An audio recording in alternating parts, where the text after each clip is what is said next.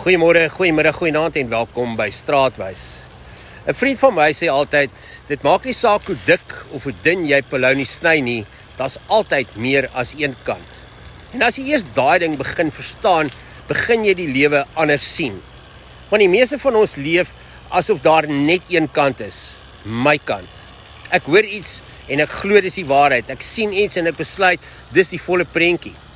Maar dis gevaarlik.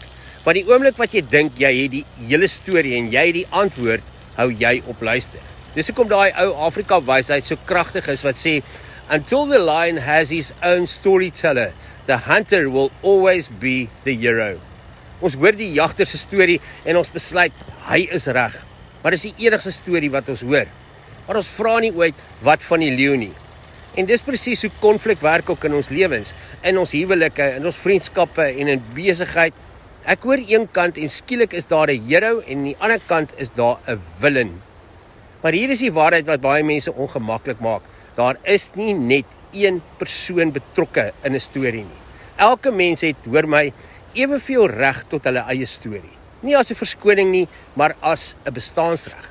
En hier is waar dinge baie interessant is. Want baie mense wat my ken, weet as jy vir my iets vertel, gaan ek altyd vrae vra. Nie omdat ek jou nie glo nie, of dat ek dink dat jy simpel of stupid is nie, maar omdat ek geleer het dat die hele prentjie saak maak. En mense raak ongemaklik daarmee, hulle raak defensief en hulle begin hulle saak verdedig. Hoekom? Want diep in ons wil ons almal die hero wees. Ons wil reg wees, ons wil wen, ons wil hê mense moet aan ons kant wees. Maar die lewe werk eenvoudig nie so nie. Die Bybel sê in Spreuke 18, die eerste wat sy saak stel, lyk reg, totdat die ander kom en hom ondersoek.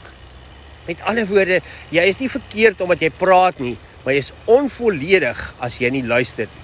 En hier lê die dieper laag daarvan. Baie van hierdie drang om reg te wees, kom uit vrees. Vrees dat ek nie aanvaar gaan word nie, vrees dat ek nie gaan behoort nie, vrees dat ek die verloorder gaan wees. Want ons leef in 'n wêreld waar mense foto's neem saam met die held, nie saam met die een wat verloor het nie. Maar hier is die geheim, selfs die verloorder het 'n storie, selfs hy het 'n plek in die wedren, selfs hy het 'n waarheid wat gehoor moet word. Nie om verkeerd reg te maak nie, maar om menslikheid te erken.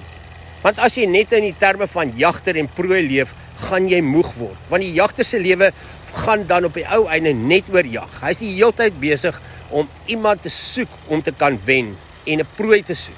En die prooi, as jy die heeltyd prooi is, leef jy die heeltyd in vrees, heeltyd op jou hoede. Maar dis nie lewe nie, dis oorlewing. En uiteindelik brand albei uit. Maar daar is 'n ander manier. Miskien gaan die lewe nie oor wen en verloor nie, nie oor reg en verkeerd nie, nie oor heroes en villains nie. Miskien gaan dit oor ruimte. Om ruimte te maak vir ander se stories, om te sê, vertel my jou kant, om te leef met, ek sien jou, selfs al stem ek nie saam met jou nie. Filippense 2 vers 4 sê, julle moet nie net elkeen aan sy eie belang dink nie, maar ook aan die van ander. So dis nie swakheid nie, dis wysheid. Want mense wat regtig vrede het, is nie die wat altyd probeer reg wees nie. Dis die wat ruimte maak, wat kan sê, ek hoef nie die held te wees om waarde te hê nie. So ja, vertel jou storie, moenie stil bly soos die leeu nie, maar onthou ook, moenie so vasklou aan jou kant, dat jy blind word vir iemand anders se kant nie. Wat maak nie saak hoe jy die polony sny nie, daar's altyd meer as een kant. En dalk lê die waarheid juis tussen albei van hierdie kante. En ek hoop jy het 'n wonderlike dag en tot ons weer saam stap, gaan leef in vrede. Mooi loop.